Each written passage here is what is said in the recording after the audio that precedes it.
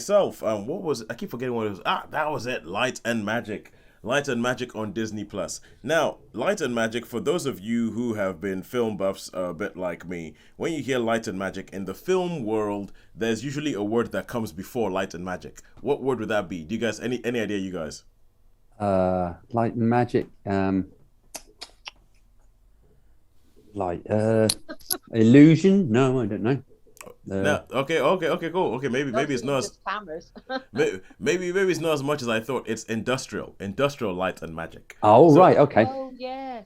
yeah, so this is a documentary. It's a documentary series. There are 6 episodes, and it's all about industrial light and magic. The probably one of the foremost special effects houses in in Cinema. it well yeah in cinema, and it Ah, goes into how influential they have been, and it's really funny because it starts off and it goes into the whole idea because in the 70s there was some guy called George Lucas who wanted to make a film, and he wanted it to be all nice and kinetic and have all these special effects that did not exist yet. So what he essentially did is he built a company to make special effects for Star Wars.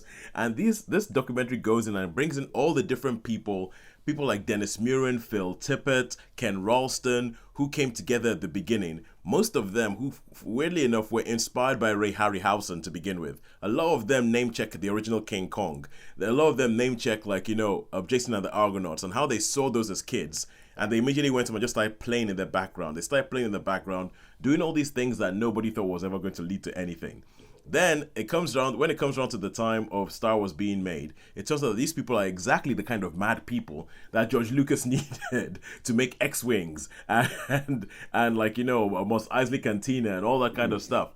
And it is fascinating. This is a documentary that I find is absolutely fascinating. The way it tells the story of everything, and sure enough, it's made by Disney, and it's made by Disney about a Disney company because Disney bought Lucasfilm, and these people all at Lucasfilm. So there's a little bit of they're not going to make themselves look bad. They're not going to say, but it does start pointing out that George Lucas, for all of his problems when it comes to directing, behind the scenes has been massively influential in in cinema. Because for instance, even when it comes to like editing the video clips for this, I use a program called Adobe Premiere Pro, and it's called a non-linear editing thing. And the fact is that before George Lucas obsessed about this, all this stuff had to be done by hand. So you had to get the film out, and you had to cut the film. And when they were doing all the special effects, they had to put like layers of the film and composite them and all that.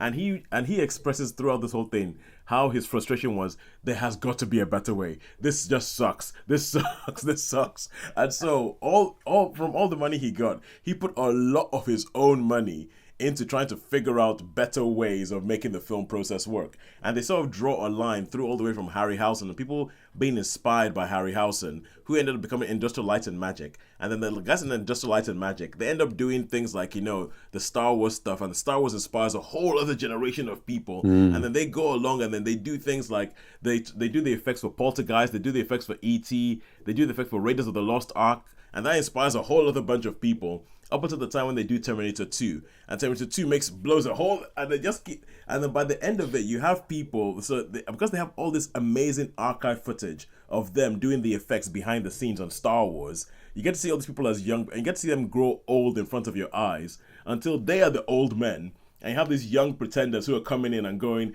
I saw the stuff you did on Star Wars, but we can do better. And it is really, I really enjoyed it.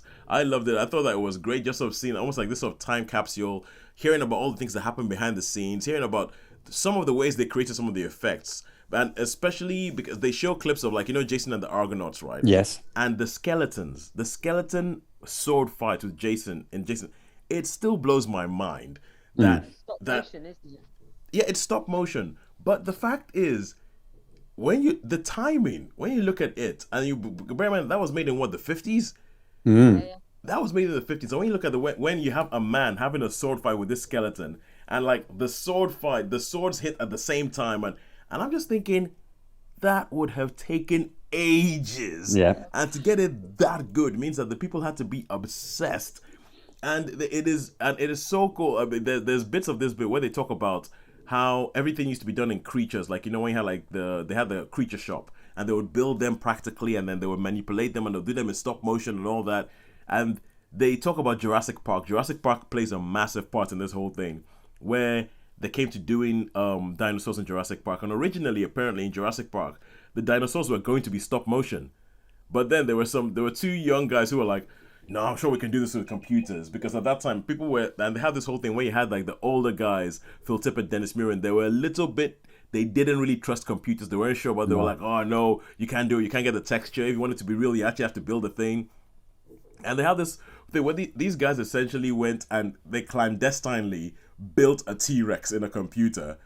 And the way they do the whole thing, there's a bit where one of the characters, he says he was speaking to Steele, because this has appearances from George Lucas, from Steven Spielberg, from J.J. Abrams, from Ron Howard, from Joe Johnston. Wow. There's a lot of filmmakers in this thing. It sounds like you was impressed with this. So how many stars would you give this one, do you think? I would give this a 4. I really, really liked it. It sounds great. And I think Sean, I actually think you would quite like it as well. It does. Yeah. Just when you go behind the scenes and you talk about the way these things were done and the way they built a lot of these things, I would give it a 4 out of 5.